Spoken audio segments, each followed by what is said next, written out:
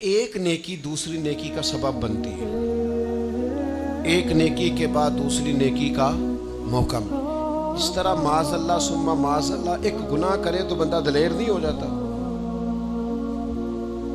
کہ چلو یار ایک کر لے. ہمارے بزرگوں نے لکھا ہے کہ آپ کی نماز قضا ہو جائے تو کسی کو بتائیں نہیں میری قضا ہو گئی, پھر تو وہ کہے گا چلو میں بھی قضا کر لیتا ہوں. آپ کوئی گناہ کریں تو گناہ کا اعلان, کوئی غلطی ہو جائے تو چھپائیں, بتائیں نہیں, ورنہ دوسرے بھی دلیر ہو جائیں. میں ایک تجزیہ نگار کو پڑھ رہا تھا, وہ کہہ رہا تھا کہ میڈیا پہ جو ہم دکھاتے ہیں نا چینلوں پہ, تو ہم تو وہ انٹرویو لے کے نا کسی مجرم کا کہ میں نے یہ کیا میں نے وہ کیا, تو آپ تو لوگوں کو گناہ کے طریقے بتا رہے ہیں, آپ لوگوں کو دلیر کر رہے ہیں کہ اس نے کر لیا تو میں کر لوں گا تو کیا ہو گیا. ایک گناہ دوسرے گناہ کا دروازہ کھولتا ہے. اسی طرح ایک نیکی دوسری نیکی کا سبب بن جاتی ہے.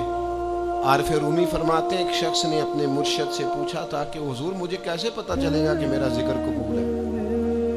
تو کہنے لگے جب تو نے پہلی دفعہ ذکر کیا تھا نا, اور اس ذکر الہی کے بعد تمہیں دوبارہ ذکر الہی کی توفیق ملی تھی, تو رب نے وہ پہلا قبول کیا تھا تو دوبارہ توفیق عطا فرمائی.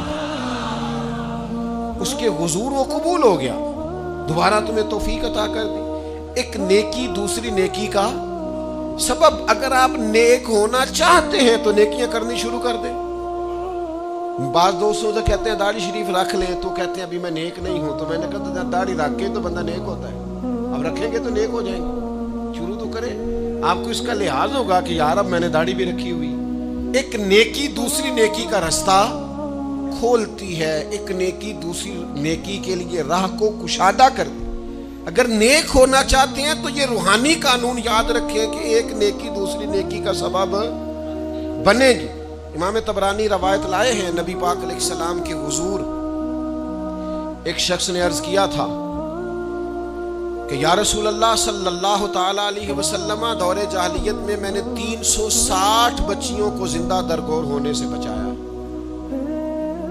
ان کے ماں باپ اور ان کا باپ جو تھا وہ معاذ اللہ ان کو زندہ دفن کرنا چاہتا تھا. میں نے اونٹ دے کر بچیوں کو بچایا اور پھر میں نے ان کی پرورش بھی کی. تو یا رسول اللہ صلی اللہ علیہ وسلم میں نے 360 بچیوں کی جان بچائی ہے, مجھے اس کا اجر ملے گا؟ یہ بڑی باریک بات اس شخص نے پوچھی ہے. اصول یہ ہے کہ حالت کفر میں جو انسان نیکی کرتا ہے اس کا اسے اجر نہیں ملتا. اجر کے لیے ایمان ضروری ہے, ایمان پر اجر مرتب ہوتا ہے.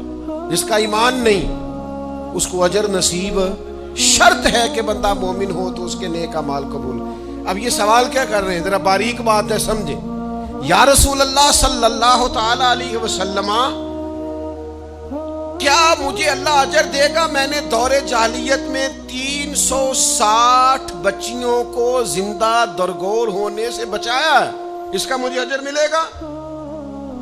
قربان جائیں, حضور فرماتے ہیں انا افصح العرب, میں عربوں میں سب سے زیادہ فصیح و بلیغ ہوں. اس نے کہا حضور اجر ملے گا؟ تو حضور فرمانے لگے تمہیں تو اجر مل گیا ہے.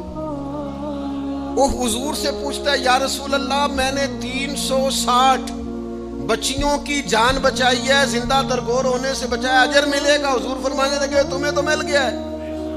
او بھائی مل گیا ہے نا, حضور کے سامنے بیٹھا ہوا ہے, اس سے زیادہ بھی کوئی اجر ملنا ہے؟ نبی پاک کے سامنے بیٹھ گیا ہے اور حضور سے سوال کر رہا ہے.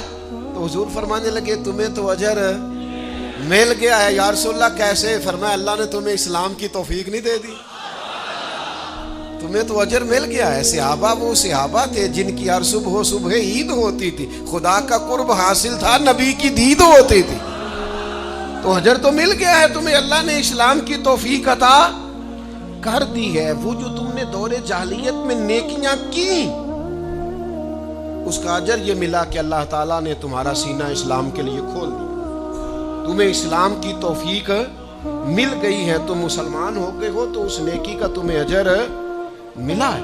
زندگی بھر یاد رکھیں, آپ نیکی کریں گے تو نیکیوں کے رستے کھل جائیں گے. آپ تقوی کی راہ پر چلیں گے تو آپ کا سینہ اللہ تعالیٰ کھول دے گا عبادت کے لیے. ایک نیکی دوسری نیکی کا سبب.